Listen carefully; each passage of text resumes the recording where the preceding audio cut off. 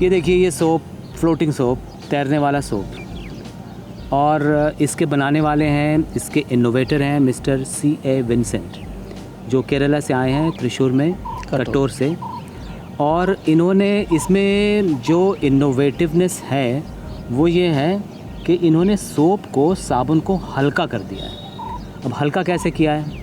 हल्का किया है वो, उसका तरीका उन्होंने ये निकाला है कि सोप जो है वो कॉस्टिक सोडा से बनता है। इसका जो मेजर उसके अंदर जो चीज़ होती है वो कॉस्टिक सोडा होता है। कॉस्टिक सोडा जो केमिकल है उससे ये सोप बनता है। अब इनके सामने चैलेंज ये था कि इसको हल्का कैसे करें कि ये पानी में तैर सके। तो इन्होंने इसमें एक्सपेरिमेंट किया। एक्चुअली इनका बैकग्राउंड है सोप की मैन्युफैक्चरिंग का, लेकिन जो सोप की मैन्युफैक्चरिंग इनके यहाँ होती है वो कपड़े धोने वाले साबुन की है, टॉयलेट सोप की नहीं है, बेदिंग सोप की नहीं है। तो उन्होंने ये किया कि अब इसको हल्का कैसे बनाएं।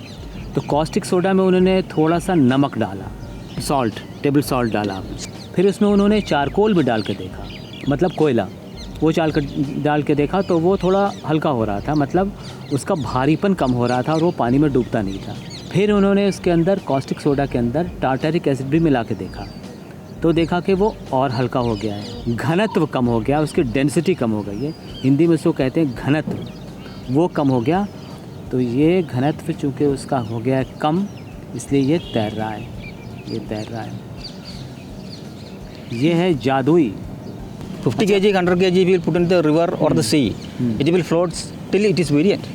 तो ये कह रहे हैं विंसेंट साहब कि 50 किलो का भी अगर आप, या 100 किलो का भी साबुन अगर आप नदी में डाल देते हैं तो वो फ्लोट करेगा। ये नहीं कि अब 100 किलो का हो गया है तो वो डूब जाएगा, ऐसी बात नहीं है, हद हो गई। 100 किलो का भी साबुन, 100 किलो का नदी में तैरेगा और पूरी कम्युनिटी नहा ले, है ना मज़े की बात।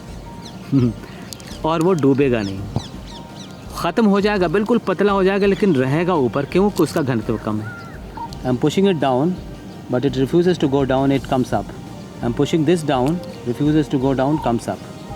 Same here, this red baby